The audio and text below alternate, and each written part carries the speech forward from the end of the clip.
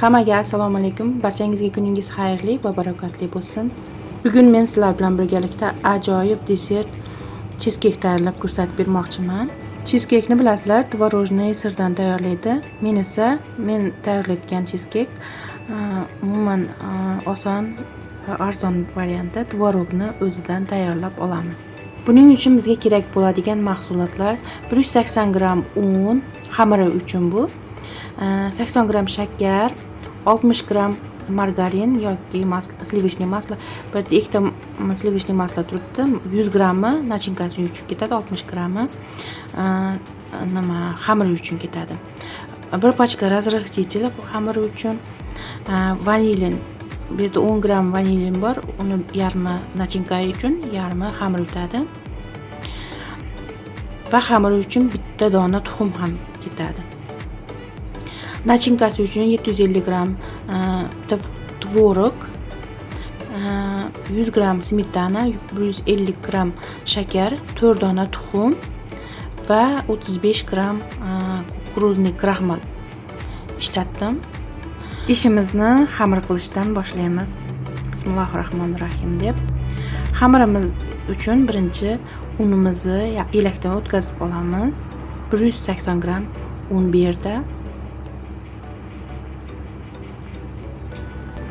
80 gram shakarimizni ham sovuramiz unning ustiga. Va 60 gram slivishniy maslo yoki margarinni, xona haroratida turgan margarinni olib, yaxshilab qo'limiz bilan ishlab berib yoramiz. Ya'ni mana yumshoqqina maslamiz. Uni yaxshilab mana shunaqa qilib qo'ramiz. Pisochniy xamir qilib olamiz. Shunaqa yaxshilab bir-biriga olib ketish kerak. Xuddi qumday bo'lib qolish kerak.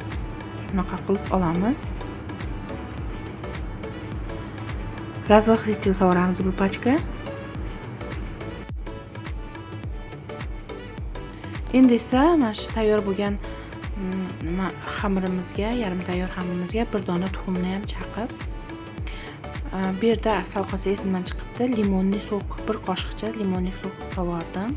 Limonli sidro ham solish kerak ekan, men uni unutibman. Limonli sidro solmadim.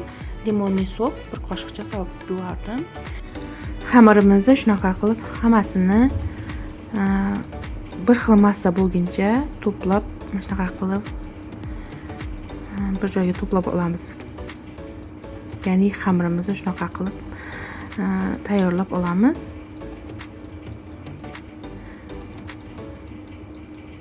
Mana xamirimiz ham tayyor bo'ldi.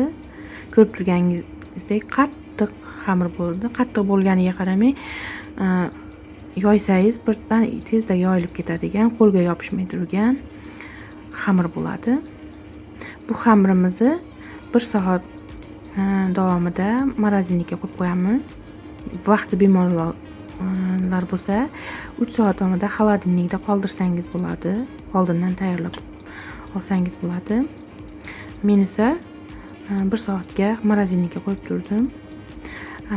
Xamirimiz tinib tayyor bo'lguncha nachinkasini tayyorlaymiz. Nachinkasi uchun 750 gram tvorog kerak bo'ladi bizga.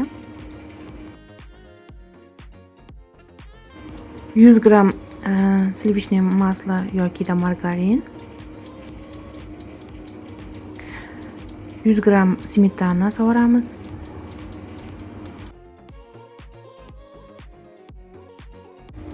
%150 gram shakar solamiz.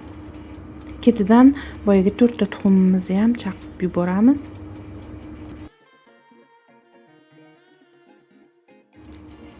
$5 vanilniy saxir solyapman bu yerda. Xohlasangiz vanilni o'zini solsangiz ham bo'ladi. Hammasini bitta idishga joylashtirganingizdan keyin yaxshilab blenderlab olamiz.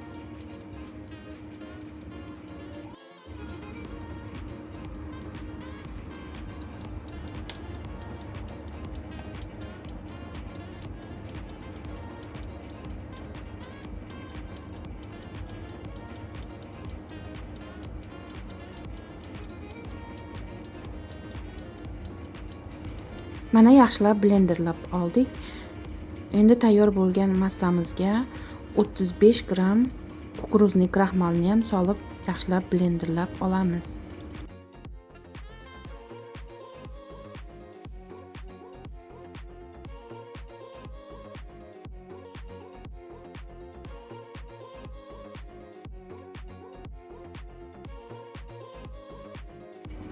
Mana tvorojniy massamiz tayyor bo'ldi. Endi esa cheesecake pishirayotgan formamizni biskvitlar uchun formadan foydalanyapman. 24 ga 24 qilib oldim. Endi boyagi tayyor bo'lgan xamirimizni morozinlikda qo'ygandim 1 soatga. Xamirimizni olib yaxshilab yoyib olamiz. Xamirimizni yoyishni o'rtadan boshlab, yaxshilab ezib qirg'oqlardan beriga shunaqa qilib yoyib olamiz. Ko'rib turganingizdek, tayyor bo'lgan xamirimizni ustiga boyagi, ya'ni ichiga boyagi tvorojniy massamizni shunaqa qilib quyib olamiz. Hammasini quyib olgandan so'ng oldindan qizirilib turgan duxovkada 190 gradusda 1 soat 20 daqiqada pishirib olamiz.